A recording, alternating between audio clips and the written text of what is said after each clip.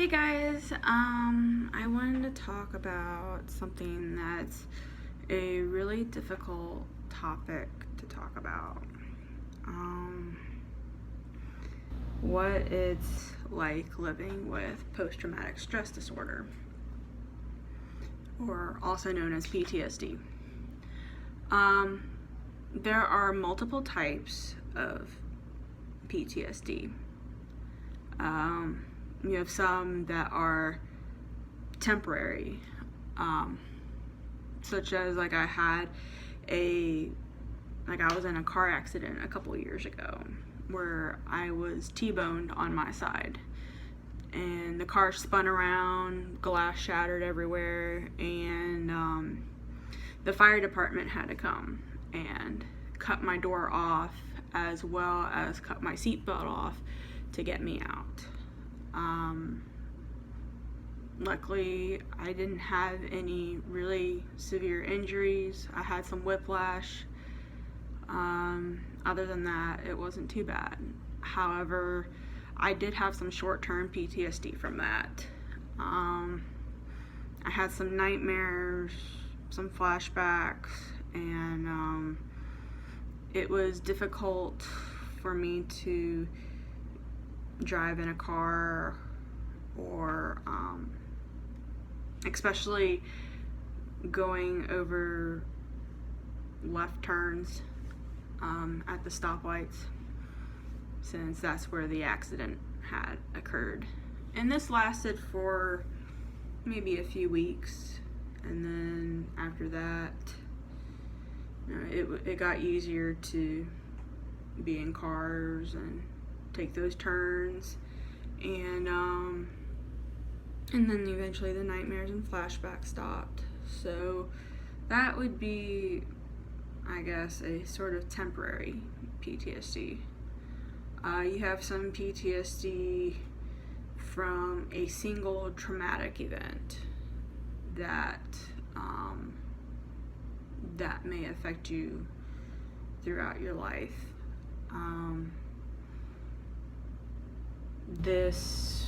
An example of this would be, for an example, like a natural disaster, or an earthquake, or a rape, or something like on the battlefield if you're a war veteran, an explosion, things like that, or also a vehicle accident that could do it too. And then you have something called CPTSD, which is basically multiple traumatic events. Even though I've been diagnosed with PTSD, I think I probably align more with CPTSD, which I will probably talk to my doctor about. Either way, I mean, I think it's treated pretty much the same way, but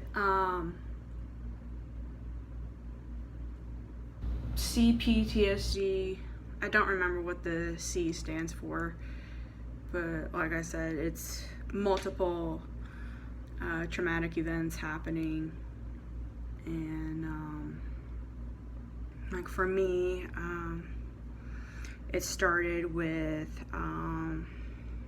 I was severely bullied growing up, and on top of that, there were a couple times I was sexually assaulted, some as a child, some as a teenager.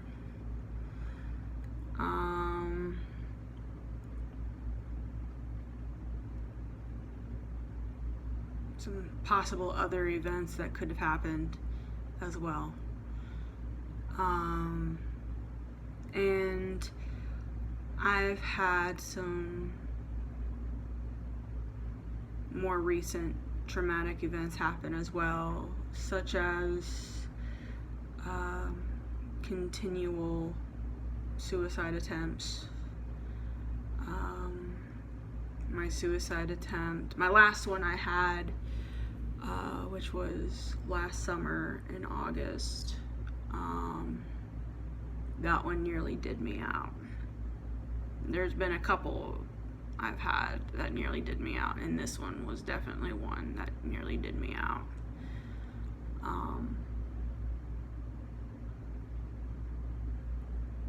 So I've got a lot of trauma that I deal with, and I have nightmares at night. I take a medication for my night terrors. I take prazosin. That's mainly used for night terrors with PTSD. Medications that normally treat things like flashbacks, though, which I get when I'm awake, my body does not tolerate those very well. You have medications such as fluoxetine, which is another form of Prozac, or you have Zoloft, basically antidepressants. They do not do well with me. I actually, I was in treatment for 90 days not too long ago, and I took a genetic test to see what kind of medications work best with me. And I have been telling people for years that I've tried just about every antidepressant out there, and depression is something I really struggle with. However, antidepressants make me worse. They make me more depressed, they make me more suicidal, and so I've had so many doctors be like, well, try this one, and I try them, and again, they make me more suicidal. Now, it's not always been that way. Something changed several years ago,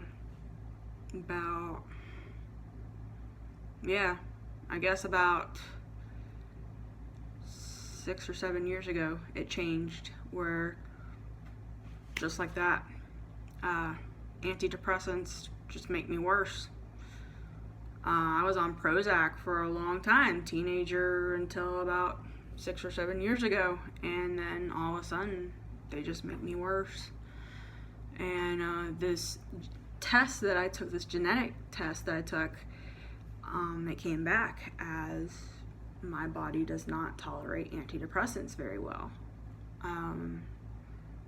They either make me more suicidal, or they don't improve anything. They just leave me like that. And oftentimes they also make me gain weight, which, I'm trying to lose weight, trying to get healthier, so that doesn't help either. And there's no point in being on a medication that causes you to gain weight if it's not going to help you with your suicidal or depression stuff. So I don't take antidepressants. I have to deal with my depression on my own with trying to use healthy coping skills and therapy, and it's not easy. So my flashbacks that I deal with is really, really difficult to deal with them. Like, the prazosin really helps my night terrors a lot. I get them sometimes still, but they're not as severe and they're not as frequent. Like last summer after my suicide attempt, they were so severe that I was literally falling out of bed at night, crying every night. It got really bad. I've been known to scream in my sleep before because of my PTSD nightmares. But it's gotten to the point where they're at least manageable. I wake up and, I'm kind of shaken up a bit. However, it's not to the point where I'm screaming. I might cry a little bit, but not too bad. I'm not falling out of bed. They're manageable. The flashbacks, on the other hand, are what really get me. Now, flashbacks can come in different forms. Sometimes flashbacks are almost like a hallucination. You're reliving your traumatic events.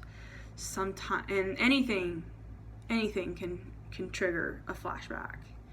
It could be something you see, something you smell, something you hear. It could a memory. Like, it could be anything. Anything can really trigger it, and sometimes nothing triggers it. It just happens, just like that. And so the different kind of flashbacks you could have, like sometimes, for an example, a war veteran may, when they come back home from the battlefield, they may think they hear fighter jets when it's a normal airplane going by, or they think they hear gunshots. And maybe nobody else hears them, but they hear them, because the sound that they hear, it takes them right back to the event. Sometimes they are visual flashbacks, where you are literally seeing what happened all over again. Like I said, it's almost like a hallucination, and you're reliving the whole thing. I have had both of those before, the auditorial and the visual flashbacks. The main ones that I have are emotional flashbacks, where the emotions that I felt during the traumatic event come back. And I feel like that one is really a lot harder to get myself out of than the visual or auditorial ones.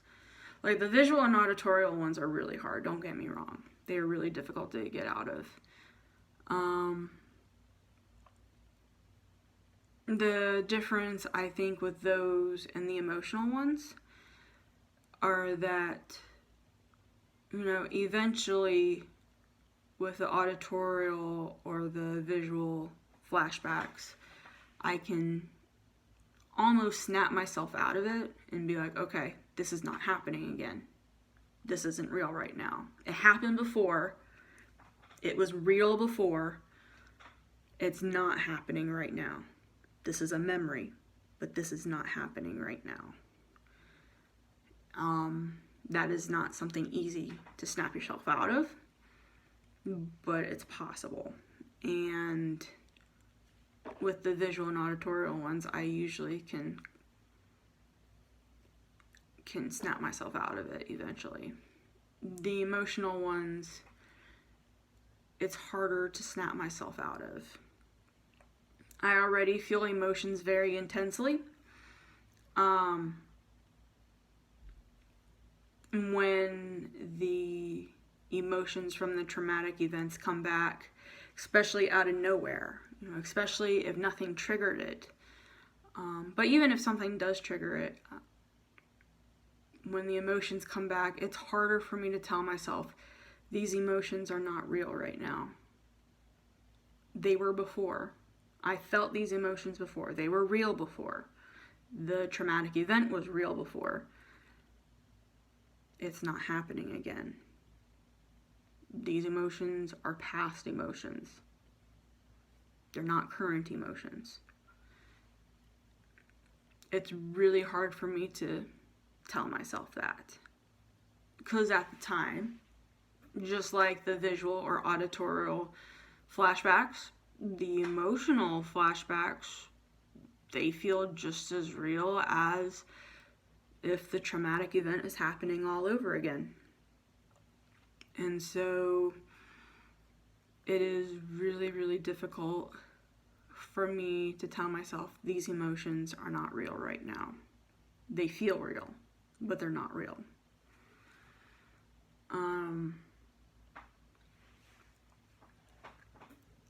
I guess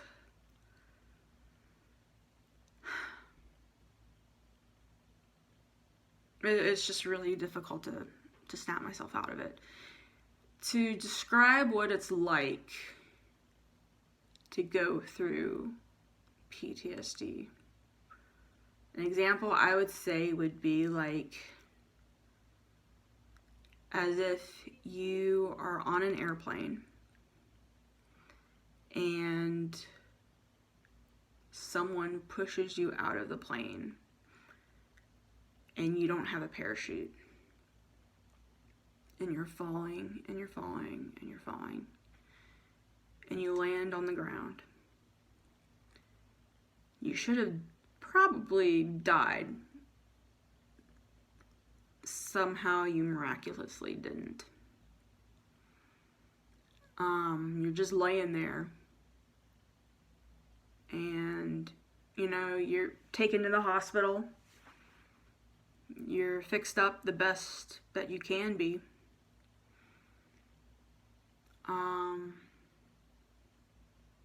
But you still, sorry, I repeat myself a lot. When you get out of the hospital, your injuries have been worked on best they can. You still have memories from being pushed out of the airplane. You still have memories of falling. And you still have memories from when you landed on the ground. And so, sorry, got distracted. And so, when you have these memories, you could be doing your own thing, could be talking with somebody, and then all of a sudden you're brought back to it. You're brought back to being on that airplane. You're brought back being pushed out of the airplane. You're brought back falling in the sky, and then you're brought back to crashing to the ground. And you feel it, you see it, you hear it. Like, all of it happens. You feel that fear that you felt all over again.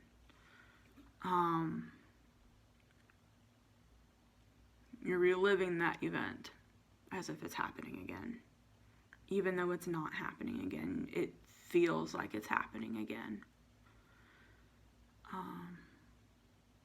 That's the best way I can really describe what it's like, I feel like.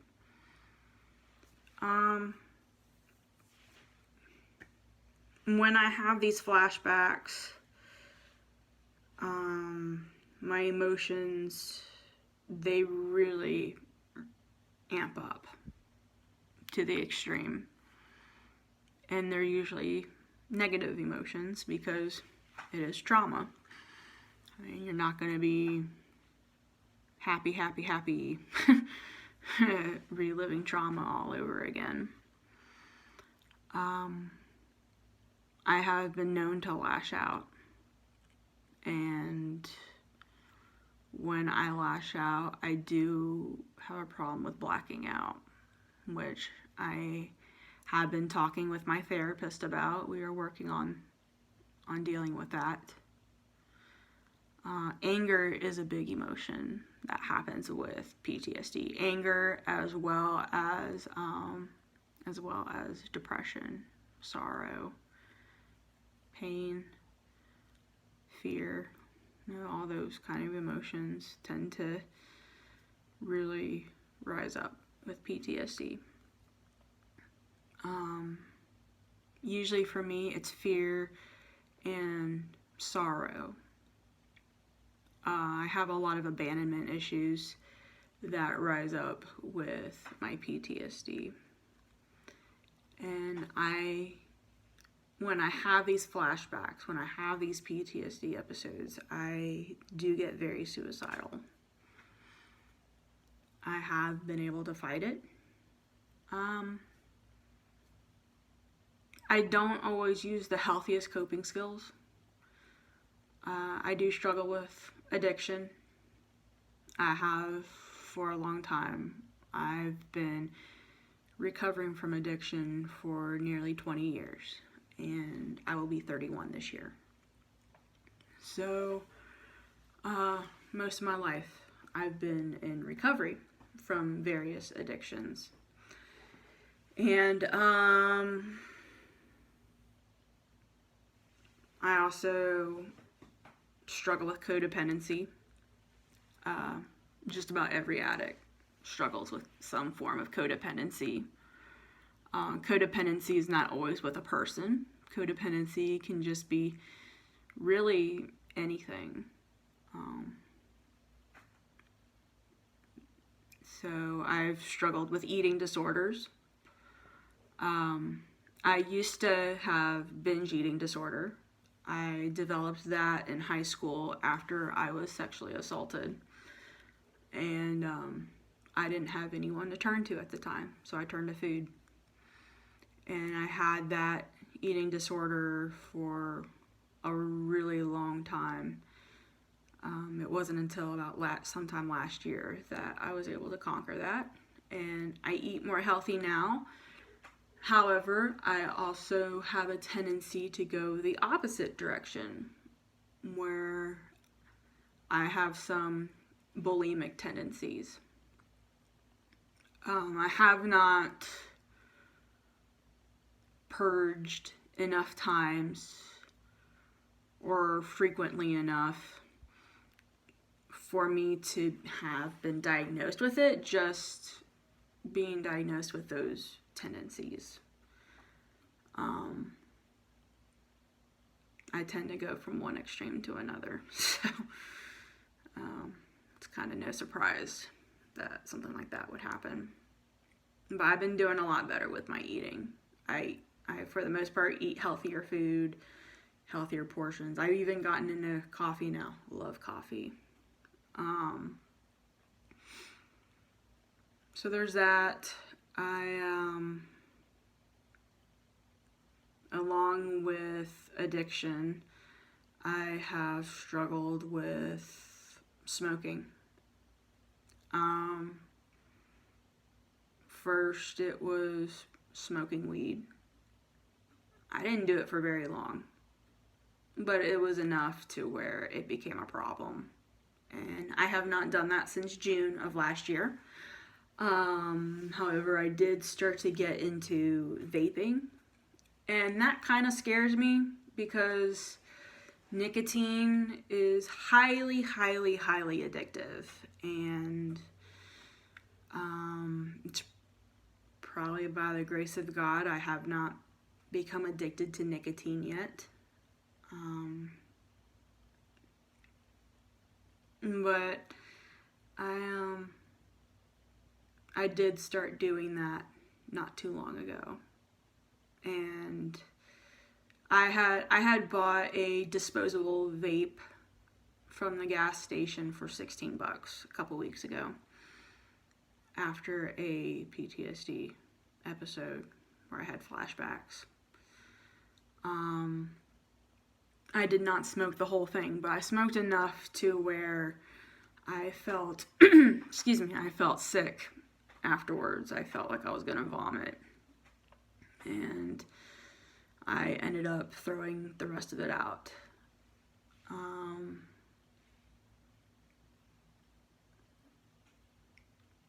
I struggle with self-harm. I've only done it once since I've been back from treatment, also from a PTSD episode. That one I am getting better at, though. It used to be really, really, really bad. I take naltrexone to help me with that, and that helps me a lot.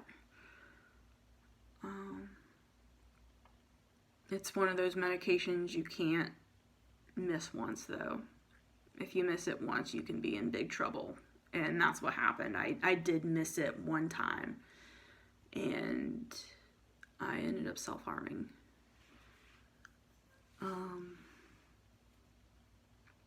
But I have some healthier coping skills I'm using now. Um, I love to cook and I love to bake. So I've been doing some of that. I've started, well, I've been on this weight loss journey for a year. I've lost 60 pounds so far. So I do exercise quite a bit. I've got some weights that I use, and I do a lot of walking. I do other things as well. I will watch a lot of YouTube videos of different exercises to do, and I'm also training myself right now. I've always had a dream of wanting to run, and I do have a lot of health issues. Luckily, I have not smoked enough to where I think it's going to cause me to have further breathing issues. I already have some breathing issues, but not enough to not be able to run. My main issues are that I have bad arthritis and I have some knee injuries, and apparently I also have fasciitis in my feet. And so I have a lot of pain issues, as well as 2, possibly 3 autoimmune diseases, like rheumatoid arthritis, possibly fibromyalgia. And that one, fibromyalgia, your body basically feels like it's made of glass. So anyway, I use exercise as a coping skill for myself. And even just walking really can help a lot too. I've gotten into some art, like I love art, but I haven't gotten into really the art that I usually did before, which was drawing. I make friendship bracelets now, which helps me work on my fine motor skills, and I've been getting better at that. So, I'll do that. I spend a lot of time in prayer. I do spend a lot of time in prayer. Trying to meditate on God, trying to spend more time in scripture. I've been lately really meditating on Proverbs 31. I want to be a really godly woman, and so I'm really working on being a Proverbs 31 woman. I like working with plants, so my plants aren't doing too well right now, but I am trying to work on that. So I've got different stuff. Music is a huge coping skill for me. Music can also be a double-edged sword. It can help you feel better, and it can also help you feel worse, depending on what you listen to. So music can be a really big help. So yeah, I've got a lot of different stuff, a lot of different coping skills that I'm working on. Also working on trying to get a job, and once I have a job, I want to take salsa dance classes. Gonna try to start the process of getting a service dog for my PTSD. That could really benefit me, but that can also take years.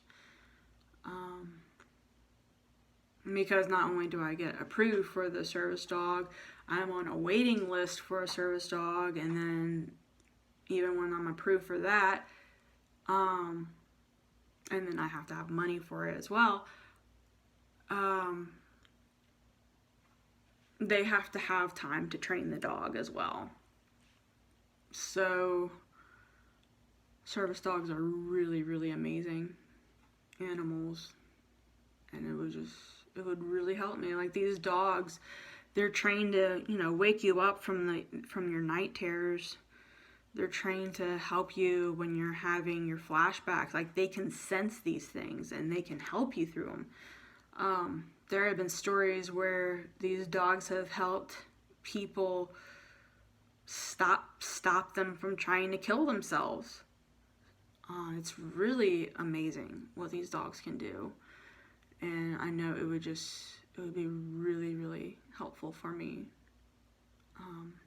Probably could get me off of some of my medications as well, which would be really good for my liver.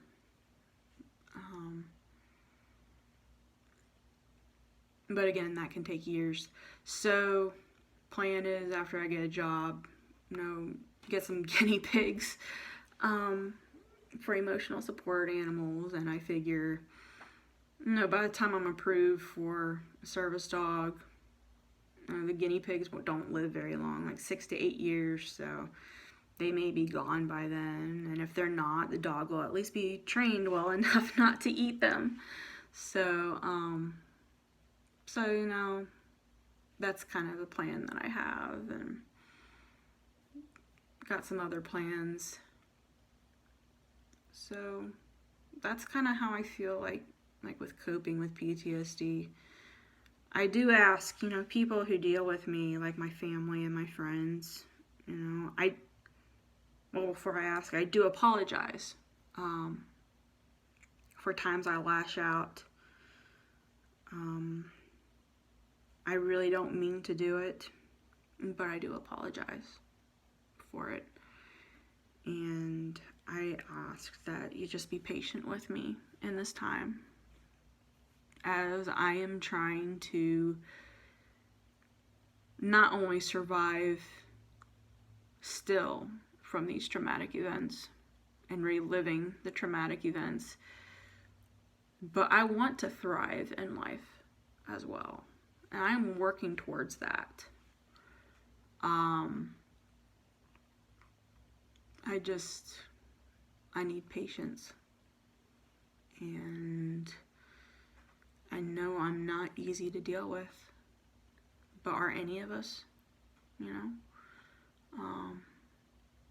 But so I just ask that in this time, while I am working on myself, I am working in therapy and working on getting a job and possibly driving again. That's going to be interesting. Just please be patient with me as I'm going through this. This isn't easy on me either. It's really, really hard for me. And so I need a lot of patience.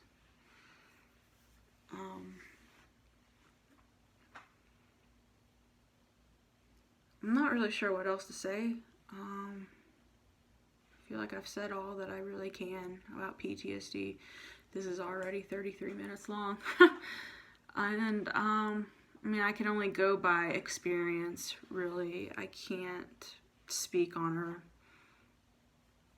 professional matter on what PTSD is like or how to treat it.